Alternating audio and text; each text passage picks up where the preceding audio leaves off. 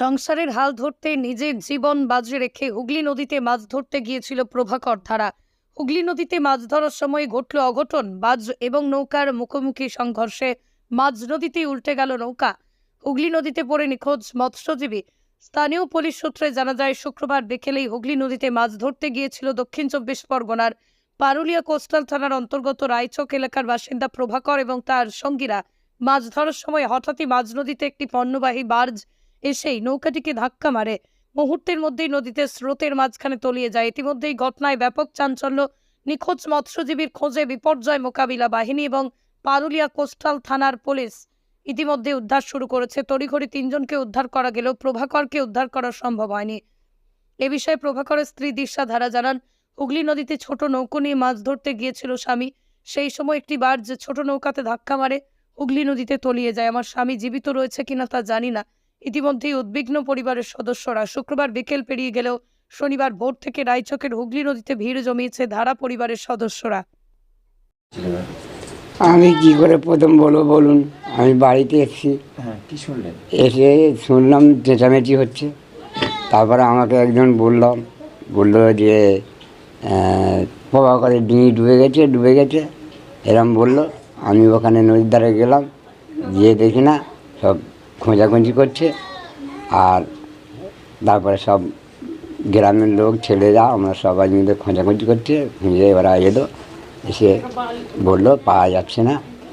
এই কথাই বললো যে বাজে ধাক্কা মেরেছে, ধাক্কা মেরে ডুবে গিয়ে।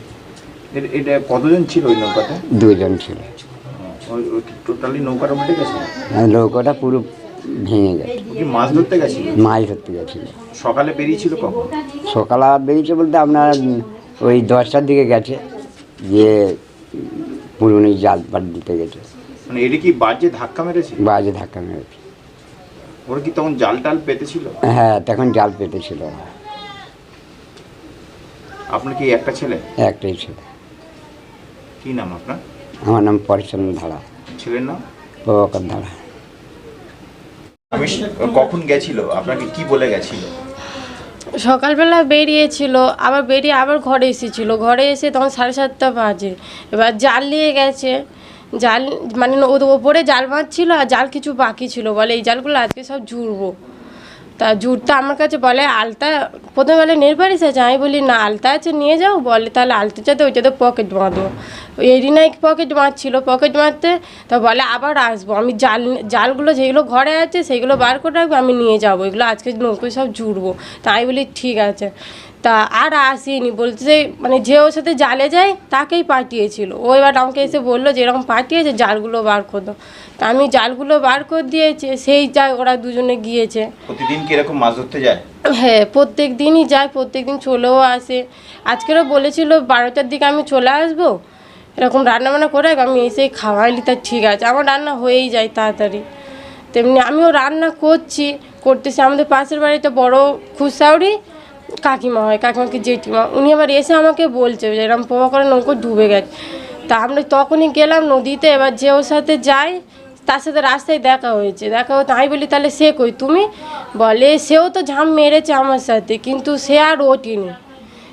ও ওদিকে ঝাঁপ মেরেছে, আমি ওদিকে ঝাঁপ মেরেছি, কিন্তু আমি উঠে পাশে যাচ্ছিলো কি ভ্যাসেল না ডিঙি বলে যাচ্ছিলো লঞ্চ, বলে আমি উঠে গিয়েছি, কিন্তু ও সেই যে মানে ঝাঁপ মেরেছে আর ও ডুবে ওঠেনি। সাঁতার জানতো? হ্যাঁ, সাঁতার জানতো। বলে ওই ডুবে ওঠেনি। বলে আমাকে এবার ওরা সব দেখতে পেয়েছে, আমি উঠেছি, আমাকে ওরা তুলে নিয়েছে। বলে